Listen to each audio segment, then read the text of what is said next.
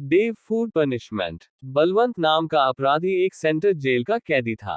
उसका नंबर 116 था। वह छोटे मोटे अपराधों के लिए जेल में आता जाता रहता था। जेल को आते ही वो खन्ना साहब, कैसे हो आप तो बहुत पतले हो गए, लगता है आपको इस जेल का खाना नहीं जच रहा है। दिल्ली जेल को ट्रांसफर हो सकते हो ना, वहां की बिरयानी खाकर 2 महीनों में हटे कट्टे हो जाओगे। गार्ड बोला, इस बार 20 साल की सजा लेकर आए हो, ऐसा कौन सा अपराध किया है? बलवंत बोला, मैं 4 बोतल दारू की पीने के बाद मैं मेरी पत्नी को बोला चिकन बना दो, लेकिन मेरी पत्नी आ रही हूं बोलते हुए अपने सिर से जू निकालने लगी। और वैसे भी मैं मेरी पत्नी से बहुत प्यार करता हूं, इसीलिए उसकी मदद करने के लिए उसके बालों को जला दिया, फिर पास बैठकर मैं जू निकलने का इंतजार करने लगा। देखते ही देखते बालों के साथ मेरी पत्नी ही जल गई और यह मुझे यहाँ जेल में लाकर डाले।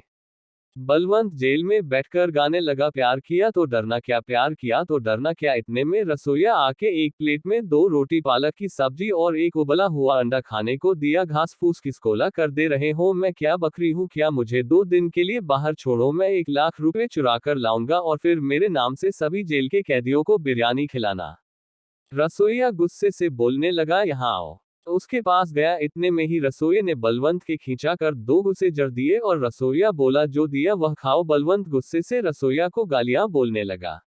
रसोइया सीधा जेलर के पास गया और कहा, बलवंत मेरे साथ बदतमीजी करता है और बिरयानी खाने को बोलता है, अब आप ही बताएं मैं क्या करूं? जेलर बोला, कल सुबह उसको ग्राउंड में लाना, वहां उसको पनिशमेंट मिलेगी।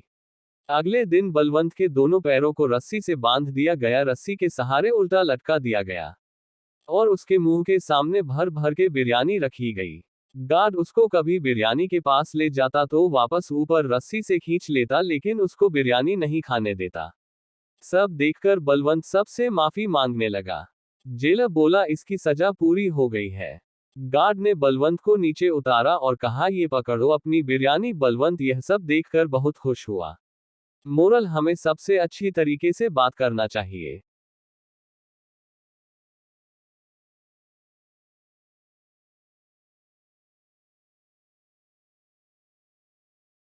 चोर बाजार। लालापेड़ नाम के गांव में एक चोर बाजार होता था।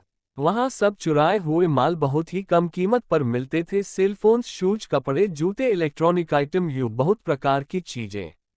राजनीतिक नेताओं का समर्थन होने के कारण पुलिस भी उन्हें अनदेखा कर देती थी। एक बार एक आदमी की कार एक होटल के पास आकर रुकी। वह आदमी बोला, भैया एक कोल्ड कॉफी लेकर आना। भूरा ना मानना, उतरने की हिम्मत नहीं है। होटल वाला बोला, कोई बात नहीं है सर, मैं अभी आपके लिए कोल्ड को पिला देता हूँ। बाद में वह आदमी उसकी कॉफी पी के बोला, ये कॉफी तो बहुत मस्त है। वह आदमी होटल वाले को रुपए देकर गाड़ी स्टार्ट करने लगा, लेकिन गाड़ी स्टार्ट नहीं हो रही थी। जब वह आदमी वाला, गाड़ी हिल क्यों नहीं रही है? होटल वाला बोला, हिलेगी कैसे सर, गाड़ी के चारों टायर ही चोरी हो गए हैं। आदमी गाड़ी से नीचे उतर के देखा तो चारों टायर चोरी हो गए थे। आदमी ने होटल वाले से पूछा, है क्या हो गया टायरों को? होटल वाला बोला, क्या आप नहीं जानते कि अगर आपने लापरवाही करी तो आपके कपड़े भी उतार के ले जाएंगे? यहाँ बहुत खतरनाक चोर रहते हैं।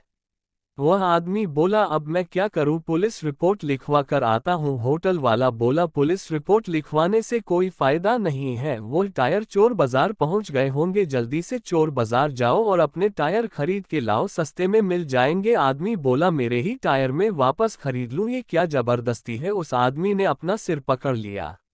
एक बार एक आदमी चोर बाजार में सूज देखते हुए, अरे ये तो मेरे जूते हैं, परसों ट्रेन से चोरी हो गया था। जूतों के नीचे देख लो के बना हुआ होगा, मेरा नाम कल्लू। दुकानदार बोला, कैसे कल्लू ही क्यों? कमलेश, कमल, कालू, कार्तिक हो सकता है। खैर छोड़ो, और जूते खरीदने हैं तो खरीदो। आदमी परेशान होकर अपने ही जूते वापस खरीद लिया। एक दिन दो औरतें जब टीवी सीरियल देख रही थी, तब पास ही बैठा एक आदमी अखबार पढ़ रहा था। बार पढ़ रहे व्यक्ति की पत्नी देखा भाभी सीरियल में। उस आदमी ने क्या किया, यह आदमी होते ही ऐसे हैं, अपने पास बड़े अच्छे बनकर रहते हैं, घर के बाहर इनका चक्र चलता है। हाँ, दीवानों की तरह। जब देखो जब मेरे वाले भी फोन चलाते रहते हैं, घर जाते ही फोन काट के कहते हैं ऑफिस का फोन है। इतने में टीवी अचानक बंद हो गई। एक औरत बोली, इससे भी अभी बंद होना था। ए जी सुनो जी, ऊपर जाकर देख कर आओ क्या हो गया इन्हें। बाहर जाकर देखा तो एंटीना गायब था। पत्नी बोली, आप तुरंत चोर बाजार जाकर एंटीना खरीद लाओ, मुझे अपना सीरियल देखना है, कहकर उसे चेतावनी दी। एक दिन सड़क के किनारे पर कलेक्टर किसानों से बात करके बाद में उन्हें बाय कर रहे थे। कलेक्टर जब मुड़कर देखे तो गाड़ी में से सूटकेस गायब था। कलेक्टर बोला उस सूटकेस में बहुत जरूरी कागज थे, उसे सीएम को सबमिट करना है। जान बोले सर यह जरूर चोर बाजार वालों का काम है, कोई कुछ भी लाए वह उन्हें चुरा कर ही रहते हैं और उसे भेज देते हैं। अगले दिन सारे चोर बाजार वाले चोरों को पकड़ कर ले आई। कलेक्टर ने उन्हें अच्छी सलाह दी और मेहनत से कमाकर खाने को कहा। मुझे इस बात का दुख नहीं है कि मेरा सूटकेस चोरी हुआ है, मैं चाहूं तो 5 मिनट में आपकी दुकानों को उखाड़कर फेंक सकता हूं, पर समस्या का समाधान वह नहीं है। मैं जानता हूं ये धंधा बहुत सालों से चलता रहा है, पर तुम तो सब कुछ बदल सकते हो ना। बच्चों को इस धंधे में ना लगाएं, इस धंधे को छोड़ने के लिए तैयार है तो आपको नए धंधे के और नए घर के लिए निवेश धन मिल जाएगा। सब चोरों ने कलेक्टर को प्रणाम किया। उन चोरों ने कलेक्टर की बात मान ली और अच्छे धंधे करने लगे। फिर वह अलग अलग धंधे करते हुए अपना नया जीवन व्यतीत करने लगे। मोरल, हमें कभी भी चोरी नहीं करनी चाहिए।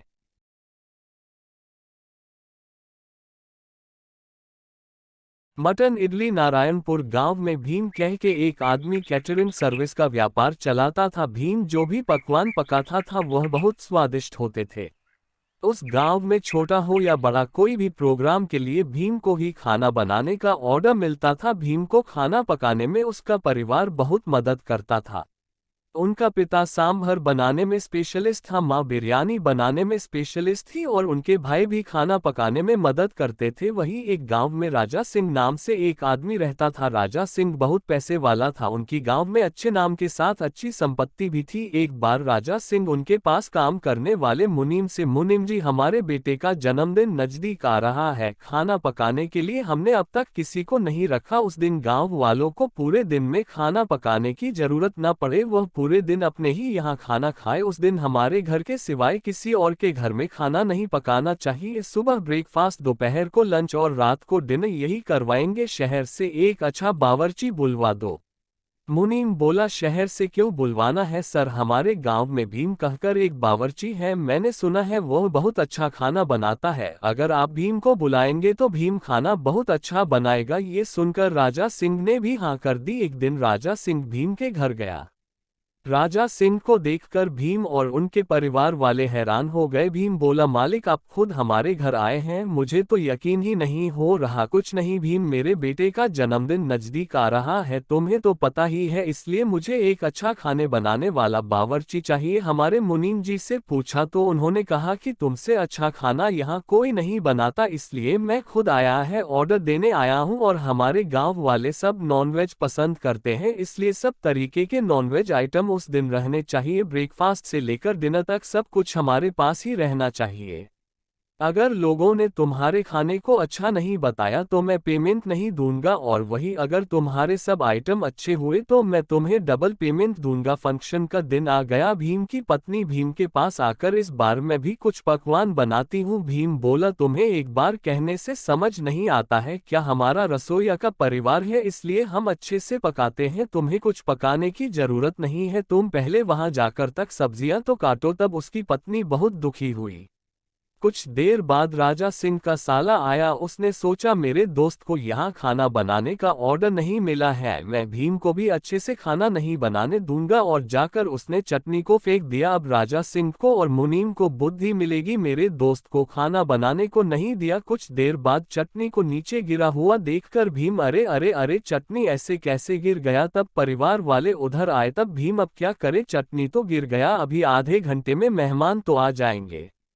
तब भीम की पत्नी सुनिए मेरे पास एक सलाह है, हमारे घर पर मटन इडली बनाते थे ना, कभी कभी वह बहुत स्वादिष्ट होती थी। हमारे पास यहाँ मटन है ना, उसे ही हम मटन इडली बनाते हैं। भीम के पास और कोई रास्ता नहीं था, इसलिए मान लिया। अतिथि आने लगे। भीम की पत्नी कढ़ाई में मटन इडली बनाने लगी और उसने मटन इडली बनाई और मेहमानों को खिलाने लगी। वहां आए अतिथि मटन इडली को बहुत पसंद करने लगे। राजा सिंह भी वहां आकर मटन इडली खाया और बोलो वाह कितना स्वादिष्ट है। कहीं भी माँ के परिवार वाले उस प्रोग्राम में खाना बहुत मस्त बनाए। अगले दिन भीम के परिवार वालों को राजा सिंह ने बुलाया और कहा, आपने तो बहुत अच्छा खाना बनाया था। मेरे सारे मेहमानों ने तारीफ करी, मुख्य रूप से मटन इडली के कारण मेरे गांव वाले और मेहमान चर्चा कर रहे थे। तब भीमा, वह मटन इडली का विचार तो मेरी पत्नी का है जी। यह सुनकर पत्नी बहुत खुश हुई और राजा सिंह ने भीमा को डबल पेमेंट दी। भीमा बहुत खुश हुआ।